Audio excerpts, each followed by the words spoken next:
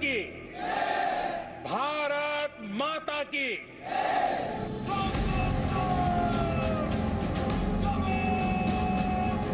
73 वर्ष में पहली बार लाल किले से चीन के विरुद्ध ललकार।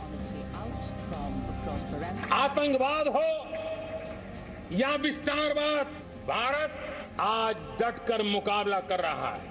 आज दुनिया पर का भारत पर विश्वास और मजबूत हुआ है। लाल किले से चीन को 4 मिनट में कड़ा संदेश। हमारे वीर जवान क्या कर सकते हैं, देश क्या कर सकता है, ये लद्दाख में दुनिया ने देखा। LAC से LOC तक हिंद की सेना का सिंहनाद। LOC से लेकर LAC तक देश की संप्रभुता पर जिस किसी ने संभवतः ये पहली बार है कि किसी प्रधानमंत्री ने लाल किले से 15 अगस्त की स्पीच में सैनिटरी पैड्स का जिक्र अपने संबोधन में किया। लेकिन ये बदला हुआ हिंदुस्तान है जिसने ठानी है कि बेटियों को उनका हर हक दिलाना है। हिंदुस्तान का गर्व बढ़ाने वाली ये तस्वीरें उसी बदलते हिंदुस्तान की कहानी कह रही हैं। ये देश की महिला स्वाट कमांडो टीम है। बम डिफ्यूज करना हो, इमारतों पर चढ़ना हो या फिर बंधकों को छुड़ाना हो, हिंदुस्तान की इस नारी शक्ति का कोई जोड़ नहीं। 15 महीने की कड़ी ट्रेनिंग के बाद ये वीरांगनाएं देश का मान बढ़ाने के लिए तैयार है। और बड़ी बात यह है कि देश की ये बेटियां लाल किले पर सुरक्षा घेरे का हिस्सा बनी और इन वीरांगनाओं का सम्मान ही अब नए हिंदुस्तान की पहचान है। ब्यूरो रिपोर्ट, जी मीडिया। देखिए, आप जानते हैं प्रधानमंत्री नरेंद्र मोदी का ये 7वां संबोधन था और इन 7 संबोधन को अगर देखा जाए तो एक चीज जो कॉमन रही उनके हर भाषण में वो रही बेटियां। अदिति, हर बार बेटियों का जिक्र किया गया और सबसे जो उनका पहला ही संबोधन था उसी में उन्होंने कहा था कि माता पिता को अपने बेटों से पूछना चाहिए कि वो क्यों बाहर जा रहे हैं, ना कि बेटियों से। और देखिए, इस वक्त जो तस्वीरें आप देख रहे हैं, आपको बता दें ये देश की सीमा पर तैनात आसाम राइफल्स की महिला शक्ति से जुड़ी हुई है। देखिए, साल 2019 में देश ने इसे राजपथ पर शक्ति प्रदर्शन करते देखा था और अब ये विमेन पार LOC पर 10,000 फीट से भी ज्यादा ऊंचाई पर देश की सरहद की निगरानी कर रही हैं।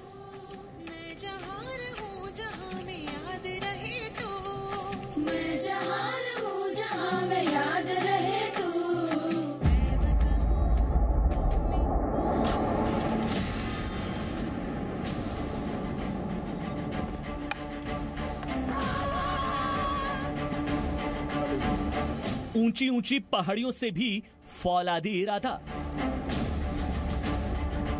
दुश्मनों की आंखों में आंखें डालने का हौसला, हर साजिश को नाकाम करने का दमखम।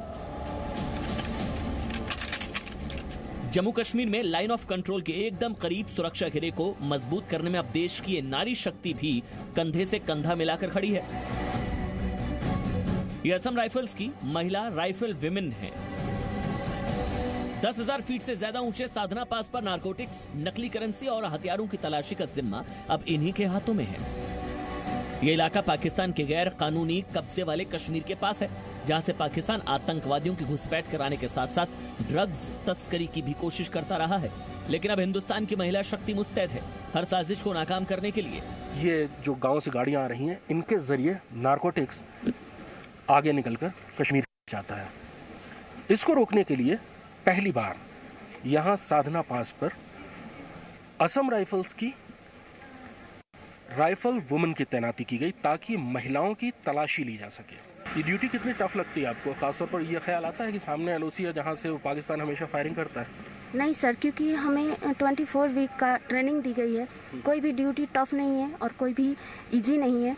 ये एक सोल्जर से पूछना ही मतलब अलग बात है, लेकिन एक सोल्जर के लिए ड्यूटी ही सब कुछ। हिंदुस्तान की बेटियां तैयार हैं हर मुश्किलों पर विजय पाने के लिए और प्रधानमंत्री नरेंद्र मोदी का अटल संकल्प है कि बेटियों को उनका हक जरूर मिलेगा। साल 2014 में देश की सत्ता संभालने के बाद से लेकर अब तक लाल किले पर प्रधानमंत्री हर बार संबोधन में देश की बेटियों का गौरवगान करते आए हैं। देश की बेटियों के दर्द की फिक्र रही है। मैं उन माताओं और उनके पिताओं से पूछना चाहता हूं हर मां बाप से पूछना चाहता हूं कि आपके घर में बेटी 10 साल की होती है, 12 साल की होती है, मां और बाप चौकन्ने रहते, हर बार पूछते हैं कहां जा रही हो, कब आओगी, पहुंचने के बाद फोन करना। बेटी को तो सैकड़ों सवाल मां बाप पूछते हैं, लेकिन क्या कभी मां बाप ने अपने बेटे को पूछने की हिम्मत की है? बेटियों को जब तक समाज की सोच से आजादी नहीं मिलेगी, तब तक देश में राम राज्य का सपना पूरा नहीं हो सकता। प्रधानमंत्री नरेंद्र मोदी से जानते भी हैं और मानते भी हैं। अब नए भारत को भी देश की नारी शक्ति के सम्मान का प्रण करना होगा। कृष्ण मिश्रा के साथ ब्यूरो रिपोर्ट, जी मीडिया।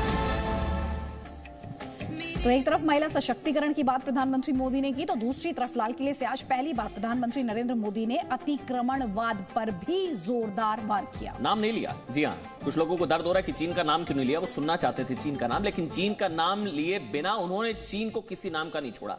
चीन की विस्तारवादी नीति की पोल खोल के रख दी। वहीं गलवान के शहीदों के पराक्रम को भी प्रधानमंत्री मोदी ने याद किया। भारत की संप्रभुता की रक्षा के लिए हमारे वीर जवान क्या कर सकते हैं, देश क्या कर सकता है, ये लद्दाख में दुनिया ने देख लिया है। और गलवान की कहानी शहीद कर्नल संतोष बाबू के पराक्रम की बात किए बिना पूरी हो ही नहीं सकती है।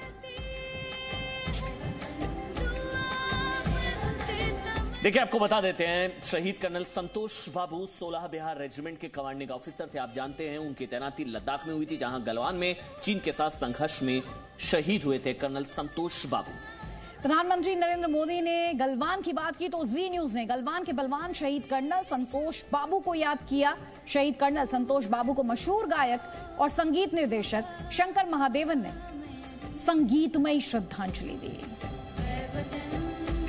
तो वो खजाना है शंकर महादेवन जी कि शायद जो अभी सब चाहते हैं, सब इंतजार कर रहे हैं कि जब आप जुड़ चुके हैं तो चाहे संतोष बाबू को श्रद्धांजलि के जरिए, लेकिन आपसे एक गीत सबसे पहले बनता है।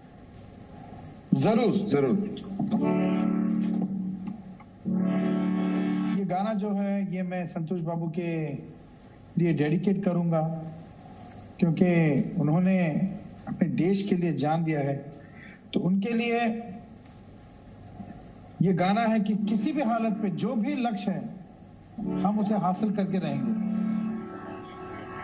हाँ यही रास्ता है तेरा, तूने अब जाना है।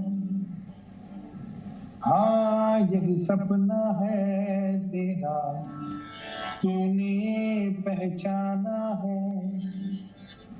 तुझे अब ये दिखाना है, रोक के तुझको आंधिया या जमीन और आसमां पाएगा। जो लक्ष्य है तेरा, लक्ष्य को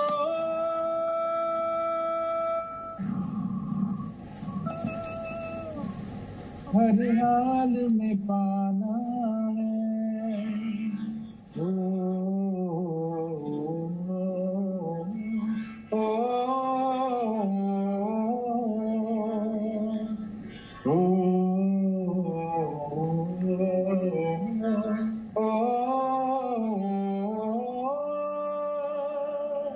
लक्ष्य को हर हाल में पाना।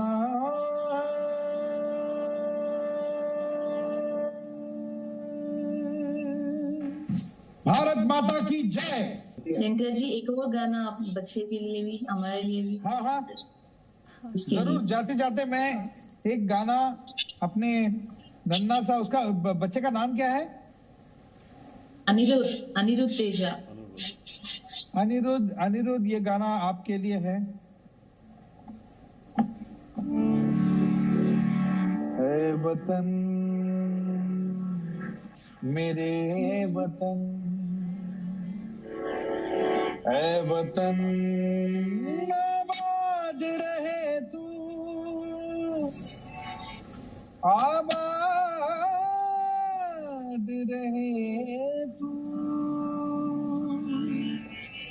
अब जब हम गलवान के बलवान के पराक्रम की बात कर रहे हैं तो ऐसे में हमारे दर्शकों के पराक्रम की बात करना भी बहुत जरूरी हो बिल्कुल। जाता है। कॉल क्रांति, जी हाँ, जिसकी शुरुआत जी न्यूज ने की थी, मेड इन इंडिया मुहिम। आपको मालूम है कि चीन के सामानों के बहिष्कार पर आप जानते हैं जी न्यूज ने मेड इन इंडिया मुहिम की शुरुआत की और हमें इस मुहिम में पूरी दुनिया का साथ मिल रहा है, पूरी दुनिया का साथ।